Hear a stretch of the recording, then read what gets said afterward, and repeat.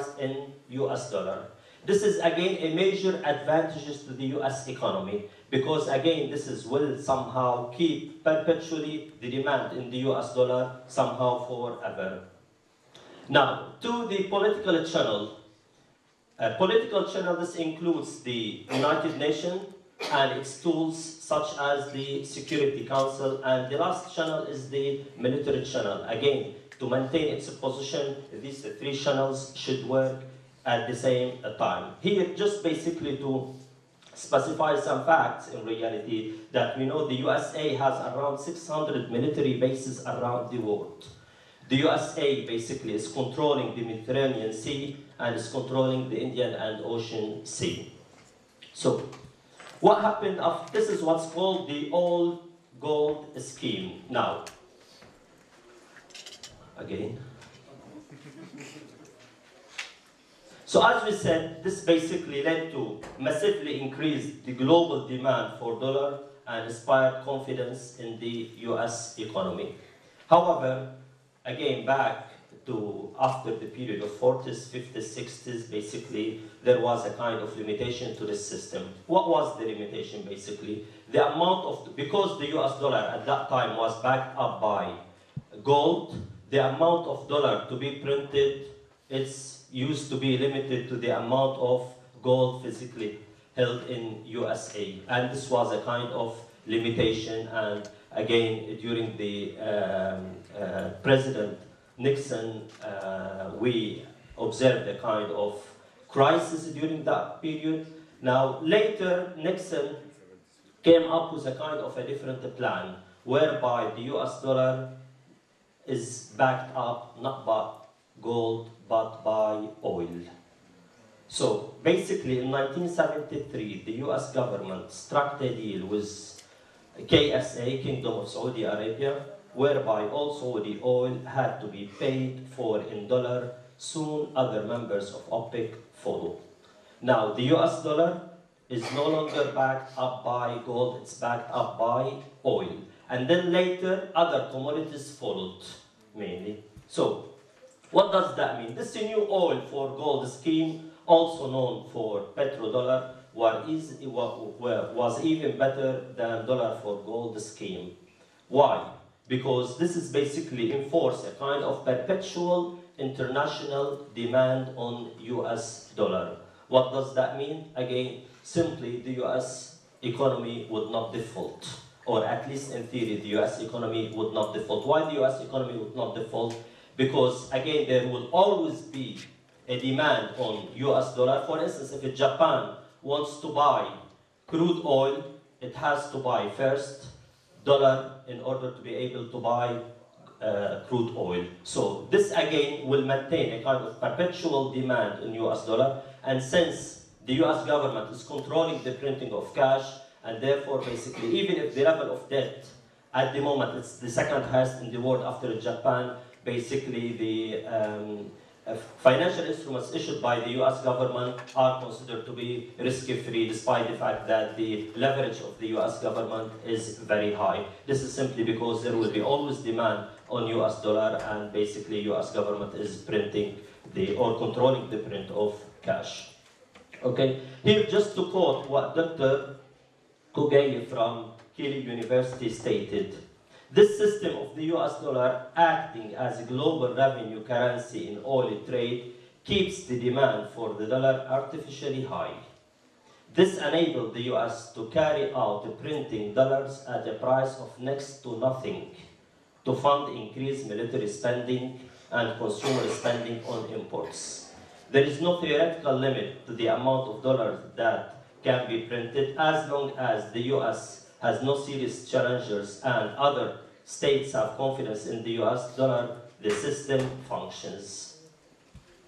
So, if this system is broken, now again, this is a very crucial issue. If this system is broken, what would happen basically?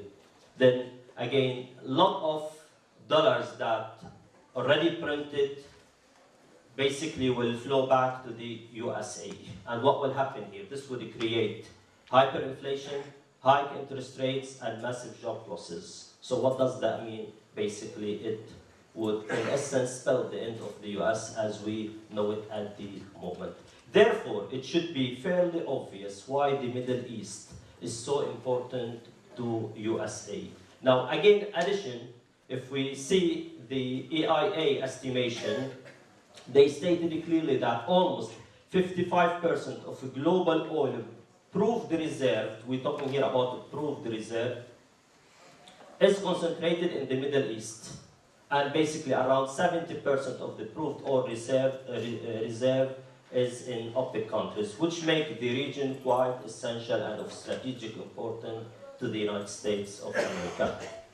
So, again back to the period of 70s, the US was a main oil exporter until the 1970s, when its production equates its consumption. Now, prior to that period, US maintained a kind of surplus of around 3 million barrels from its production capacity. And therefore, it used to use this amount in order to influence the market through the mechanism of supply and demand.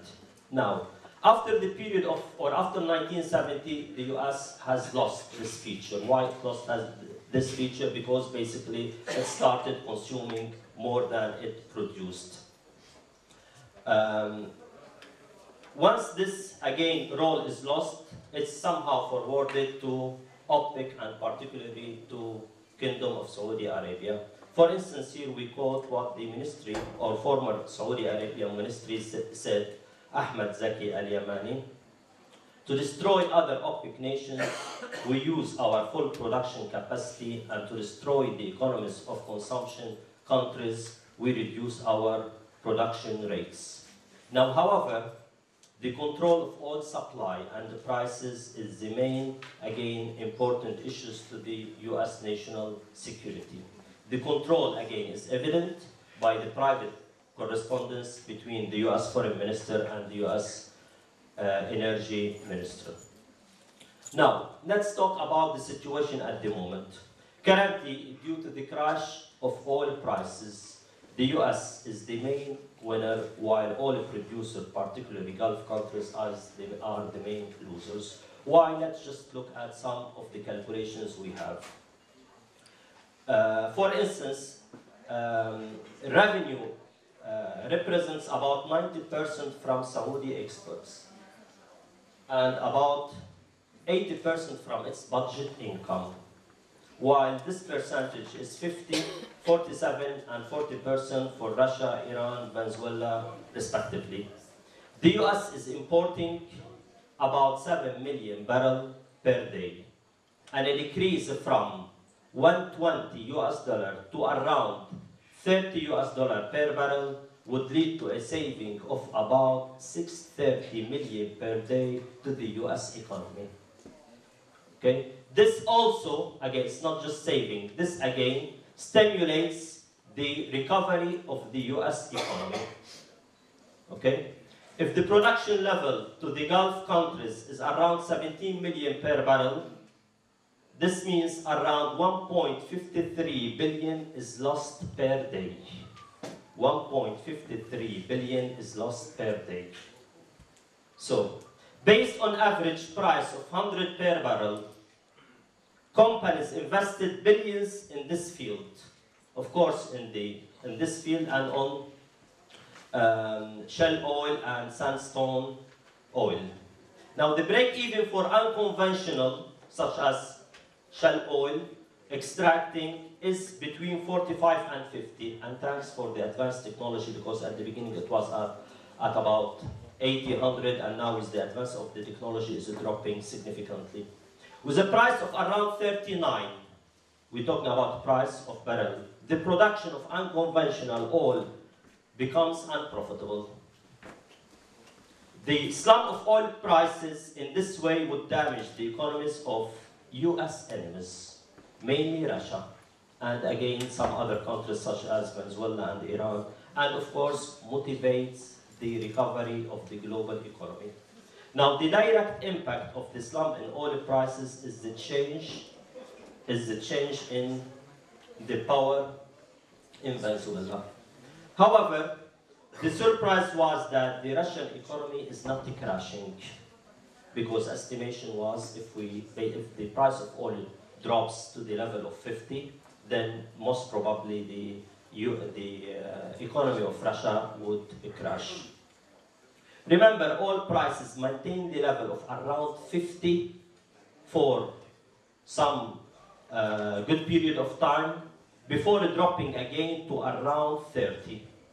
Before again dropping to around 30. This basically came out after Bloomberg revealed about a study in which many analysts estimated that the Russian economy would crash for oil prices go down to around 30. So, what is the trend of oil prices based on what we said? The US production is currently at around 9.6 million barrels per day, out of which 4 million barrels are produced from shale oil. If prices remain below 40, then the production level of shale oil collapses. This means that the production level of USA shall go down by about 4 million barrels, from 9.6 to about 4 million, if prices again remain basically below 40. So what that, again, and let's not forget the sandstone oil coming from Canada, where the break-even as well is slightly higher than the shale oil prices. Therefore, this non-business language. right. So, the production of oil in the US is producing at the moment around 9.6 million barrels per day. Okay? Out of them, we have around 4 million related to unconventional oil production, such as shale oil. Okay? So, basically, the break-even for the unconventional production of oil is around 45 to 50. So if prices remain below 40, then those will not be profitable in the long period of time, and therefore there will be basically a cut in production from 9.6 million barrel to around 4 million barrel. Dr. Hamade, you just said on the long term, Yes. because in the shale oil you have to divide it between operational costs and investment costs. If you take care of the investment costs, it is 45, 50. But operation-wise, if it stays 1 year, it's about $28 to $30. So No, actually, on the long term, it's not worth it. They won't be doing new business. Yeah. They could continue producing profitably. Correct. And actually it varies basically from field to field and so on. But we're using the average basically rather than specifying a certain percentage. So therefore, the loss of oil supply from these sources shall push oil prices to a level of 45 to 55 for the near future. The last, again, looking ahead, it's likely that growth in global oil demand will be maintained by the emerging regions, most importantly Asia, Pacific, Middle East. Despite the expected, again, decrease in oil demand in some of the advanced regions, it's expected to grow significantly in emerging regions. This suggests that oil producers would be required to make substantial investment to increase capacity and output. Okay? Already, British Petroleum has indicated that very large investment is needed merely to offset decline rate. So prices below 40 per barrel would not encourage oil producers to make such investment, and such market equilibrium should occur.